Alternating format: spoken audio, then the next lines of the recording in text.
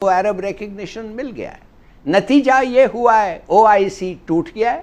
Total split ان دی OIC. ترکی اور ایران ایک طرف, UAE, ایجپٹ, عمان دوسرے طرف. اور یہ جو کانسیپٹ ہے امہ کا, یہ تو ختم ہی ہو گیا ہے. میں تو سمجھتا ہوں کہ اب اس کے بارے میں ذکر بھی کرنا مناسب نہیں ہوگا. یہ امہ ہے ہی نہیں. It's not a unified body. اب آپ کچھ اور سوچیں.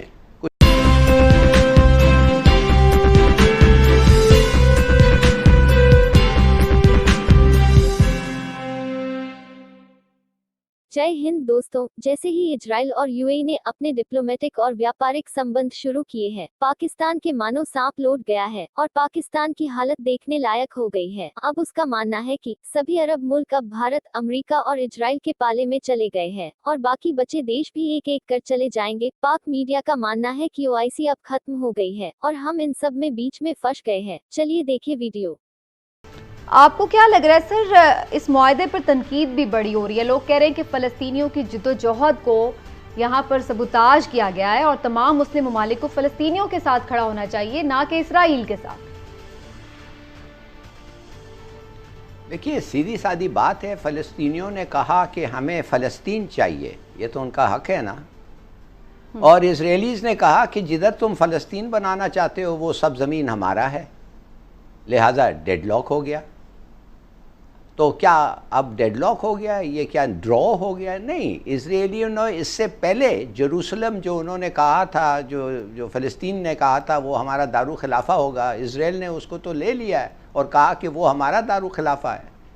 और साथ साथ उन्होंने कल अनाउंसमेंट नेतन्याहू ने ये किया कि हाँ, हम फ़िलहाल अपने क्लेम सस्पेंड कर रहे हैं, मगर इसका मतलब ये नहीं है कि हम ये क्लेम्स फिर रीअसर्ट नहीं करेंगे. बिल्कुल हम करेंगे.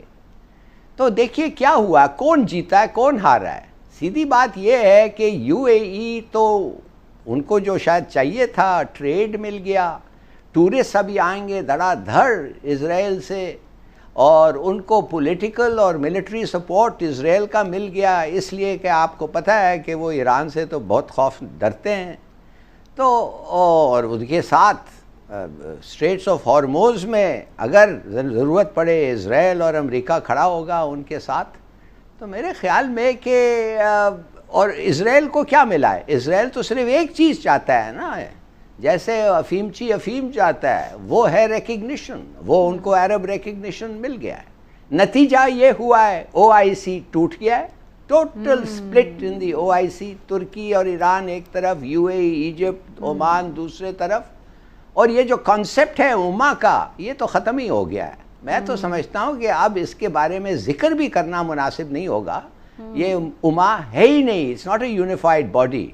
अब आप कुछ और सोचें, कुछ और टैक्टिक्स निकालें. ये नहीं. एक सेकंड में हिलाल साहब, दोबारा भी आपकी तरफ आती हूँ. आपने बड़े इंपॉर्टेंट पॉइंट इसमें उठा दिए हैं कि उम्मा क्या सिरे से ख़त्म ही हो गई है. क्या जो इस्लामिक OIC, जो इस्लामी ममालिक का इत्तेहाद था, क्योंकि हमने सिर्फ देखा है कि मलेशिया ने, ईरान ने और तुर्की ने खुल के स्टेटमेंट दिया इसराइल के बारे में. तुर्की ने ये तक कहा है इमरान साहब कि हम उनसे सफारती ताल्लुकात भी मुअत्तल कर सकते हैं. ईरान ने भी कहा है कि आपने खंजर घोंपा है फ़लस्तीन के ऊपर. इसी तरह मलेशिया का भी स्टेटमेंट है. लेकिन इन तीन ममालिक के अलावा कोई इस्लामिक कंट्री समेत पाकिस्तान, हमने भी कोई खुल के बहुत रद्दमल नहीं दिया.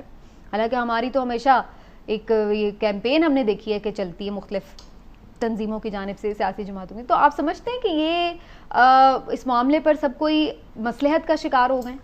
मैं तो इससे भी आगे समझता हूँ.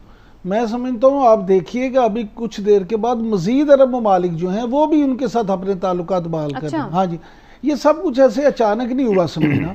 ये 90 की दहाई में जब मामला ये शुरू हुआ था, सबसे पहले जब UAE ने फाइटर तैयारे लेने थे अमेरिका से, तो इसराइल उस पे एतराज़ करता था कि जनाब हम ये इसको अमेरिका ना दे. तो बैकडोर चैनल से UAE ने उस वक्त इसराइल के साथ राब्ते किए और उनको कहा कि जनाब आप इस पे एतराज़ ना करें, ताकि हमें ये फाइटर तैयारे चाहिए. ये राब्ते पहली दफ़ा तब शुरू हुए. उसके बाद वहाँ पे 90 की दहाई में ही Emirates Centre for Strategic Studies बनाया गया. उसमें फिर ये आना जाना शुरू हुआ. और आपको ये मैं बता दूं, जो ये बातें होती थी ना कि सीक्रेट तैयारे आए और वो आए, वो असल में इसराइल से ही लोग आते थे. लेकिन फिर वहाँ पे 2012 में तो पहली बार ऑफिशियली उनकी जो इसराइल की स्पोर्ट्स मिनिस्टर थी, وہ آئیں اور اس کے بعد ان کے کمیونیکیشن کے منسٹر آئے, پھر ان کے فارن منسٹر آئے, تو یہ چیزیں چل رہی تھیں, اس لیے یہ اچانک سے سب کچھ نہیں ہوا. اور ویسے بھی ہم دیکھ رہے ہیں کہ کچھ عرب ممالک تو انڈیا کے ساتھ بھی, اسرائیل کے ساتھ بھی, اسرائیل کے ساتھ تو بیک ڈور چل رہا تھا, لیکن انڈیا کے ساتھ تو بڑا اوپنلی ہم نے دیکھا. یو اے ای نے, آپ نے یاد ہوگا پچھلے سال ان کو اپنا ہائر سول ایوارڈ بھی دیا تھا. 2018 سے میں بتا رہا ہوں کہ منسٹر آنا شروع ہو گئے نا, تو یہ چیزیں ہو رہی تھی. دیکھنا یہ ابھی یہ کہ میں آپ کو جیسے کہہ رہا ہوں کہ مزید عرب ممالک بھی کریں گے. اب اس پہ دو چیزیں ہیں.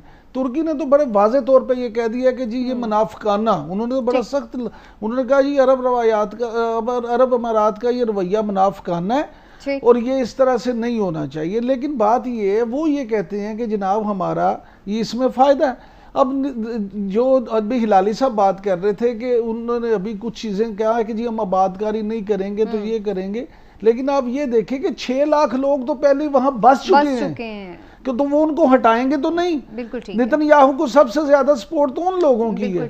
تو یہ آپ مانیں ایک بات کو کہ یہ میں تو ذاتی طور پہ یہ سمجھتا ہوں کہ یہ جو معاہدہ ہے یہ اسرائیل کے فلسطین پہ قبضے کو واقعی مان لینے کے لیگلائز کر لینے کے مطابق. ہلالی صاحب, آپ کو لگتا ہے کہ کوئی نیا پھر اب مسلم بلاک بننے جا رہا ہے جس میں ترکی, ملیشیا, ایران اور کیا پتا کیا پاکستان میں انڈیپینڈنٹلی شامل ہو سکتا ہے؟ جی ہاں بالکل ہو سکتا ہے, اس لیے کہ دیکھیے یہ اصولوں کی بات آ گئی ہے. یہ بات نہیں ہے کہ ہم فلسطینیوں کو سپورٹ کرتے کہ نہیں ہیں, مگر کرتے ہیں یا نہیں کرتے ہیں, فلسطین ان کا حق ہے اور یہ کوئی ان کا حق لے نہیں سکتا. اور آپ کیسے ہم کسی یو اے ای کو مثال کے طور پہ کہہ سکتے ہیں کہ بھئی ہمارے کو کشمیر پہ سپورٹ کرو, اگر وہ فلسطین پہ اپنے لوگوں کو نہیں سپورٹ کرتا, اگر عربز کو فلسطین پہ نہیں سپورٹ کرتا ہے تو ہمیں کشمیر پہ وہ کیسے سپورٹ کرے گا؟ سوال ہی نہیں پیدا ہوتا ہے. اور تیسری بات یہ ہے کہ اسرائیل کو سمجھنا چاہیے اگر وہ ریکگنیشن چاہتا ہے اپنے لیے تو وہ ان کو لازمی ہے کہ وہ ریکگنیشن دینا ہے ان کے لیے جو وہ خود چاہتے ہیں اپنے لیے, نیملی فلسطین. تو میرے خیال میں یہ اتنے solid principles of international law اور موریلٹی اس میں ہیں کہ سوال ہی نہیں پیدا ہوتا کہ ہم اپنا پوزیشن چینج کریں. نہیں کرنا چاہیے, it would be against principles. لیکن ہلالی صاحب, یہ بھی تو لوگ کہہ رہے ہیں کہ ہمارے بھی تو بہت سارے انٹرسٹ ہیں خلیجی ممالک میں, جو دیگر بھی اور بھی جو باقی خلیجی ممالک ہیں ان کے ساتھ, اور ہم ان کی ناراضی مول نہیں لے سکتے. کوئی تھوڑا بہت بھی ہم کرتے ہیں, کوئی اونچ نیچ ان کی مرضی کے خلاف, تو ہمیں اس کا بھگتنا بھی پڑتا ہے معاملہ. پھر تو ہم اتنے انڈیپینڈنٹ تو بھی ہیں نہیں معاشی طور پہ. ہم کچھ نہیں کہہ رہے ہیں بھائی, ہم تو ان کے ساتھ ڈس ایگری کر رہے ہیں ایک معاملے پہ, فلسطین کے معاملے پہ. ہم ان کے خلاف اور تو کچھ نہیں کر رہے ہیں. ہم کہہ رہے ہیں بھئی ادھر ہم ڈس ایگریمنٹ ہے. آپ کو یاد ہوگا انہوں نے کہا آؤ ہمارے ساتھ جنگ لڑو یمن میں, ہم نے کہا نو تھینک یو. اس کا مطلب تو یہ نہیں ہے کہ ہم ان کے دشمن ہو گئے. ہم نے کہا نو, اٹ ڈزنٹ ورک, اس لیے کہ پرنسپلز آر انوالوڈ. آپ کسی ملک پہ جا کے خواہ دوسرے کے لیے حملہ نہیں کر سکتے, خاص طور اگر وہ مسلمان ملک ہو. خاص طور دوستوں, اگر آپ بھارت کا سمرتھن کرتے ہیں تو ابھی چینل کو سبسکرائب کریں, لائک کریں, ویڈیو کو شیئر کریں اور نئے بھارت کی بلند آواز کا حصہ بنے. وہ دنیا میں ہندوستان کی بڑھتی طاقت کو انوبھو کرے. جے ہند.